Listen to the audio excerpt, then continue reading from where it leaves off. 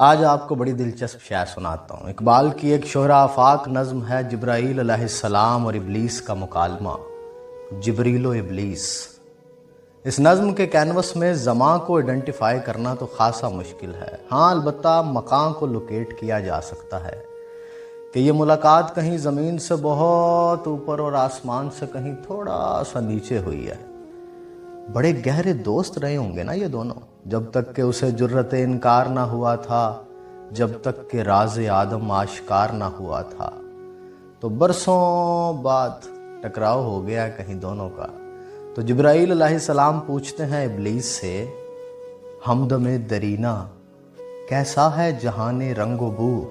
اے میرے پرانے وقتوں کے دوست، میرے رفیق، کیسی ہے وہ جگہ جہاں اب کہ تو نے ڈیرے لگائے ہوئے ہیں؟ وہ جہاں کیسا ہے، زمین کیسی ہے، لوگ کیسے ہیں؟ تو ابلیس کہتا ہے، سوز و سازو درد و داغو جستجوے آرزو، یعنی بہت دلچسپ ہے، وہاں سب ملتا ہے لیکن جستجو سے، فقط آرزو سے نہیں ملتا۔ جنت میں تو آرزو سے ہی سب کچھ مل جاتا ہے نا، یوں چاہا وہاں اور یوں آ جاتا ہے، لیکن یہاں ایسا بالکل نہیں ہے۔ وصال یار بڑی چیز ہے مگر ہمدم وصال یار فقط آرزو کی بات نہیں، وہاں ارتھ ڈسپلن ہے، ان دونوں کے درمیان ایک لمبا فاصلہ ہے اور اس فاصلے کو طے کرنے میں بڑی لذت ہے۔ باقی بڑے رنگ ہیں، بڑی رنائیاں ہیں، بڑا ماحول ہے وہاں۔ بڑا یہ مخلوق کیا سمجھے گی جو آرام سے بیٹھی فقط تسبیحاں کرتی رہتی ہے بس۔ پھر سوز ہے وہاں، ایک ایسا درد جو بڑی بڑی آسائشوں سے بڑا ٹریئر ہے، جو عقل و خرد کا سب سے بڑا رہنما ہے، اور پھر داغ ہے وہاں سب سے بھر کے۔ وہ فقط پارساؤں کی دنیا نہیں ہے، وہاں داغدار بھی ہیں، ان کی الگ آرزویں ہیں، الگ جستجویں ہیں۔ تو سوز ہے، ساز ہے، درد ہے، داغ ہے، جستجو ہے، آرزو ہے، بڑا اچھا وقت گزرا ہے وہاں۔ تو جبرائیل کہتے ہیں اسے، ہر گھڑی افلاک پہ رہتی ہے تیری گفتگو، کیا نہیں ممکن کہ تیرا چاک دامن ہو رفو؟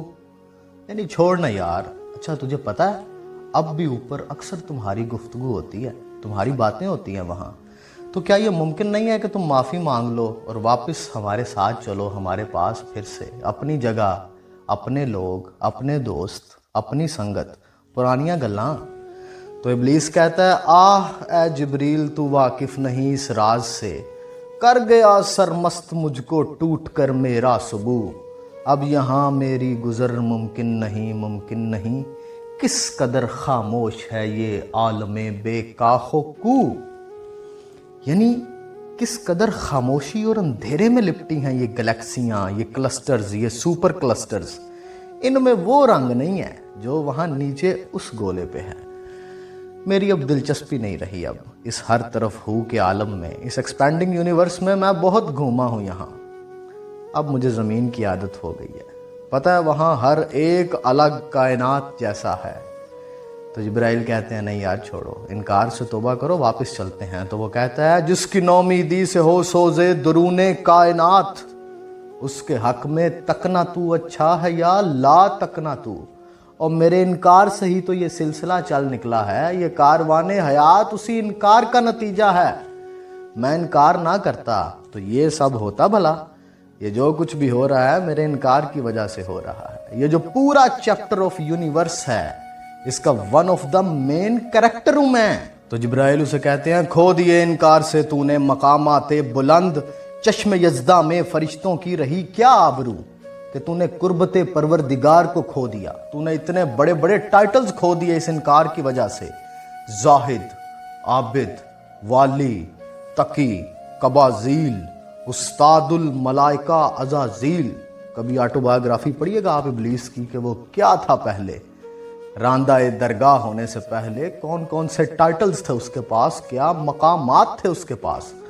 تو جبرائیل کہتے ہیں، پتہ ہے کتنی شرمندگی اٹھانی پڑی ہے تمہاری وجہ سے ہمیں، کیونکہ ہمارے ساتھ ہی ہوتے تھے نا، تب ہمارے ساتھ رہتے تھے، ہمارے آس پاس رہتے تھے، ہمارے ساتھ وقت گزارا ہے تم نے۔ آج بھی آپ دیکھیں نا، کوئی ایک دوست اگر کوئی الٹا سیدھا کام کر دے، باقی دوستوں کو بھی شرمندگی اٹھانی پڑتی ہے اس کی وجہ سے۔ لوگ کہتے ہیں جی انہی کا ساتھی تھا، ان کے ساتھ اٹھتا بیٹھتا تھا۔ تو جب یہ والا تانا سنا نا، تو پھر ابلیس نے فائنل آنسر کیا۔ اس میں جو پہلا مصرع ہے نا، میرا موسٹ فیورٹ ہے۔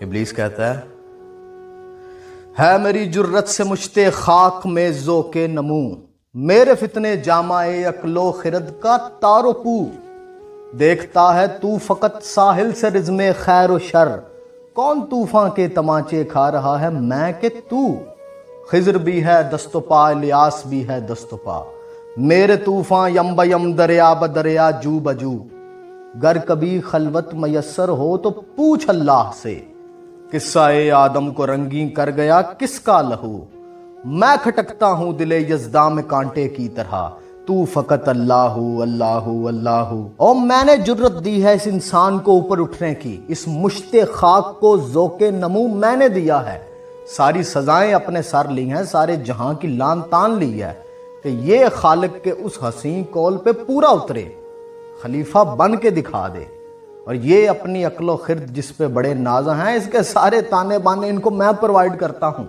आप तो दूर से बैठ के खैर व शर का सिर्फ हिसाब रिकॉर्ड करते हैं, मैं इन्वॉल्वर हूँ। उस खालिक ने मेरे रंग बखेरे हैं, मेरे जलवे हैं यहाँ हर सू।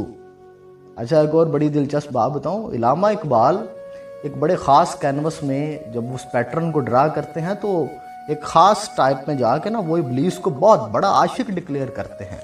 उन्होंने उसे एक टाइटल दिया हुआ है अपनी शायरी में, ख्वाजा-ए अहले फ़िराक, यानी इस कायनात में जिन जिन का महबूब उनसे बहुत दूर है, ये आइकन है उनका, ये लीडर है उनका।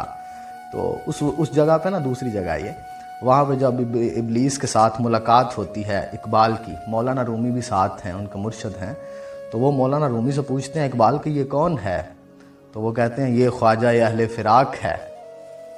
तो वहाँ किसी बात के जवाब में इब्लीस ने कहा कि मुझे ऐसे जज मत करो, मेरा भी एक बातन है जिसकी तुम्हें अभी समझ नहीं है।